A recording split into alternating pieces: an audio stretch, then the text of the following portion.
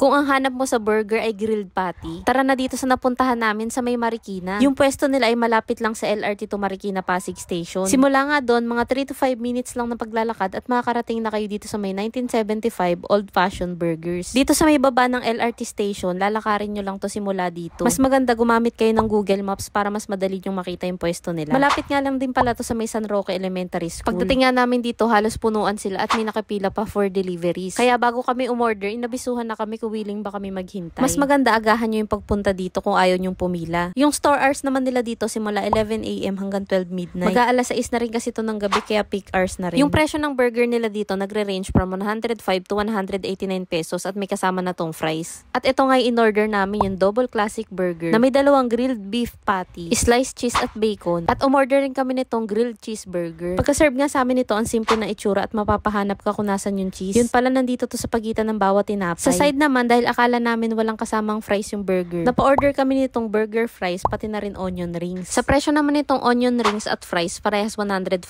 pesos. At itong burger na double classic, 159. At itong grilled cheeseburger, 169 pesos. Para nga sa presyo nito, masasabi kong sulit na to at busog na rin talaga kayo sa isang order. Lalo na dito sa double classic burger nila. May dalawa kasi itong grilled beef burger. May sliced cheese, lettuce, at bacon. At may kasama pa tong fries na may toppings na cheese sauce. O diba ang sulit na merienda nito? At buti may gloves sila dito at mas na-enjoy nga namin yung pagkain. Tingnan nyo naman o pagkagat pa lang hindi puro tinapay. At malinamnam yung patties nila kasi nga grilled ito at hindi prito. Mas juicy din kasi yung patties kapag ginigrill. Sa side naman, ito yung onion rings. Maganda yung sinerve sa aming onion rings, malalaki yung size. Malutong pa yung pagkakaprito nila dito at ang sarap i-dip sa kanilang garlic aioli sauce. Try nyo rin orderin to guys at masarap to i-partner sa burger. Agaw. Uy, grabe na putol. Wow.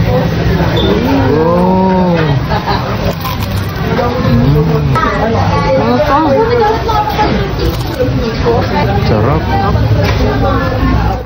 Ito naman yung isa pa nilang bestseller, yung grilled cheeseburger. Kung mahilig ka sa cheese, ito yung masasuggest ko na orderin mo. Tingnan nyo naman kasi pagkagato, ang daming cheese, diba? Pero hindi ito maalat. At kung mahilig ka naman sa spicy, meron sila ditong hot sauce at mag-request lang kayo sa staff. Ang sarap nga nitong grilled cheeseburger, lalo na pag nilagyan nyo ng hot sauce. Ito naman yung isa pang side, yung burger fries. May toppings ito na grilled burger patty. Meron din cheese sauce at lettuce. Panalo rin yung serving nito kasi makikita nyo hindi tinipid yung burger toppings. Nakakatuwa na nakadiscover kami ng masarap na kainan dito sa May Marikina. Biglaan lang talaga kami nag-ayaan ni Maynard kasi nag-crave kami bigla sa burger. At nung nag-search kami sa Google Maps, ito yung lumabas. Kaya naman kung naghahanap kayo ng affordable at masarap na kainan dito sa May Marikina, try nyo na rin dito sa May 1975 Old Fashioned Burgers. Guys, ito pa nga pala yung buong menu nila kaya check nyo na yung mga presyo para alam nyo na yung budget nyo kapag pupunta kayo dito. Marami pa nga pala kaming i-share sa inyo ng mga sulit na kainan. Kaya wag nyo kalimutang mag-follow para updated kayo sa mga mapupuntahan namin. Yun lang, maraming salamat po sa panonood. Bye!